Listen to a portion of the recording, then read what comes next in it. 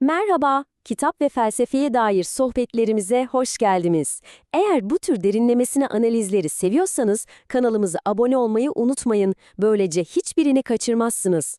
Bugün hepimizin romanlarıyla tanıdığı o büyük isim Lev Tolstoy'un pek de konuşulmayan bir yüzüne bakacağız. Onun devlete, şiddete ve hatta vatanseverlik dediğimiz o kutsal kavrama karşı açtığı büyük felsefi savaşı birlikte inceleyeceğiz. Peki, bu yolculukta bizi neler bekliyor? İlk önce hayatın anlamı nedir gibi dev bir soruyla başlayacağız. Sonra Tolstoy'un bizi köşeye sıkıştırdığı o meşhur ahlaki ikileme bakacağız. Buradan idealizm ve gerçeklik arasındaki o incecik ama çok önemli çizgiyi anlamaya çalışacağız. Ve tabii ki bu düşüncelerin bireyden çıkıp koca devletlere nasıl ulaştığını göreceğiz. Sonundaysa Tolstoy'un insanlık için sunduğu o radikal hatta sarsıcı çözüm neymiş onu ortaya koyacağız.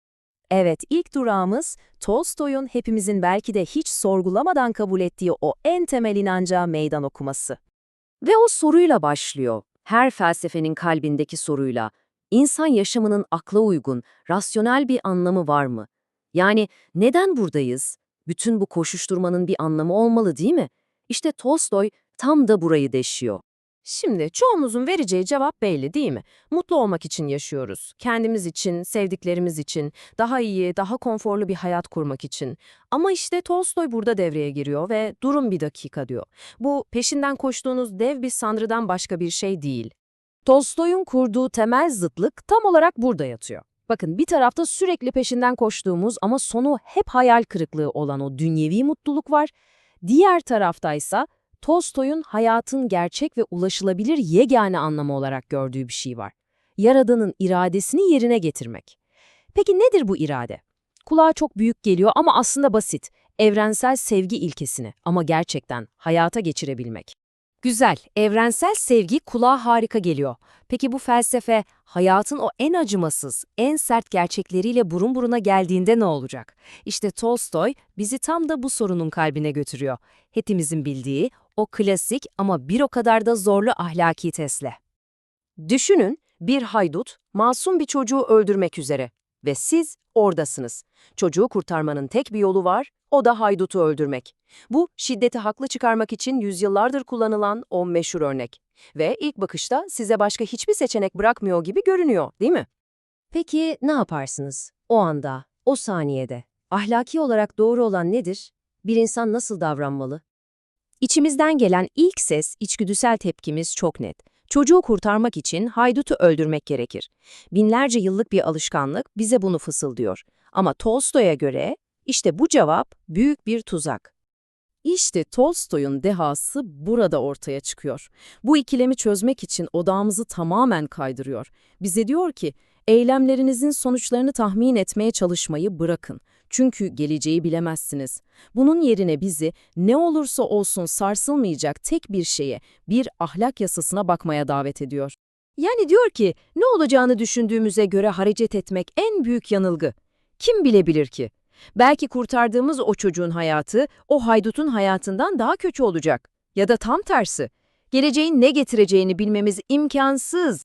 Peki neye tutunacağız? Tolstoy'a göre tek bir şeye, kesin, şüphe götürmeyen bir yasaya. Onun rehberi eski bir şövalye deyişi. Fe, sökü dua, advien küpura. Yani doğru olanı yap, sonuçları ne olursa olsun. Bu deyiş, onun idealizm anlayışını çok güzel özetliyor aslında. Şöyle düşünün, ideal dediğimiz şey dosdoğru bir çizgidir.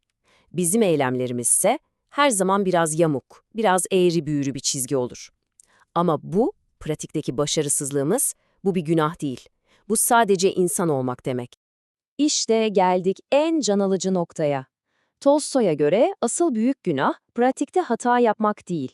Asıl günah, daha en başından, teoride, ya bu idealden yeri gelince sapabiliriz diye karar vermek. İşte bu, ahlaki bir ilkeyle kolaylık uğruna yapılan uzlaşma. Asıl tehlikeli olan da bu. Ve biliyor musunuz, ahlaki bir yasadan, sözde bir fayda için ödün verme mantığı, işte bu, sadece bireysel değil, kitlesel bir ölçekte de sürekli karşımıza çıkıyor. Tolstoy, bu büyük ölçekli şiddet meşrulaştırmasının bir adı olduğunu söylüyor. Vatanseverlik.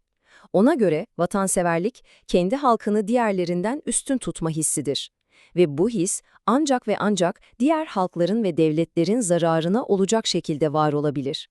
Tolstoy için bu, iktidardakilerin kendi çıkarları için yapay olarak pompaladığı, modası geçmiş, zararlı bir duygudan ibaret. Bu tam bir kısır döngü aslında. Bakın nasıl işliyor? Yönetici sınıflar, okullar, basın her yolu kullanarak vatanseverliği körüklüyor. Bu durum diğer halklara karşı bir düşmanlık yaratıyor.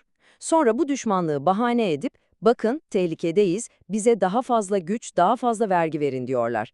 Kendi yarattıkları sorun için yine kendilerini çözüm olarak sunuyorlar. Tolstoy'un bu düşüncesini destekleyen bir Amerikalı vatandaşın sözü durumu çok güzel özetliyor.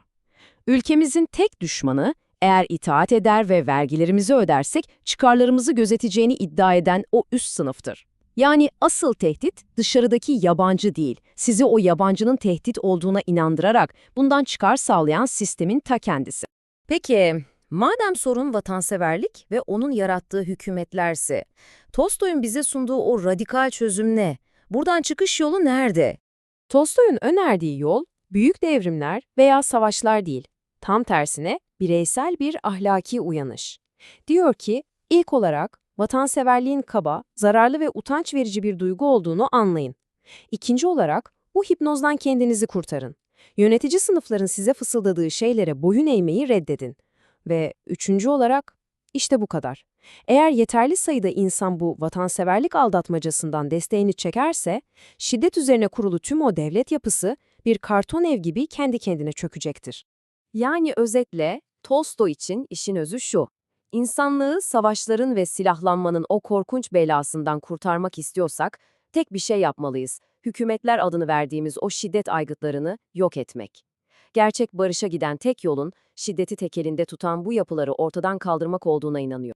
Ve bu düşünce bizi en temel kimliğinizi sorgulatan o kışkırtıcı soruyla baş başa bırakıyor. Bir anlığını düşünün, eğer insanlar kendilerini şu ya da bu vatanın bir parçası olarak değil de Tolstoy'un ifadesiyle Tanrı'nın evlatları olarak, yani tek ve büyük bir ailenin parçası olarak görseydi, o zaman dünya nasıl bir yer olurdu?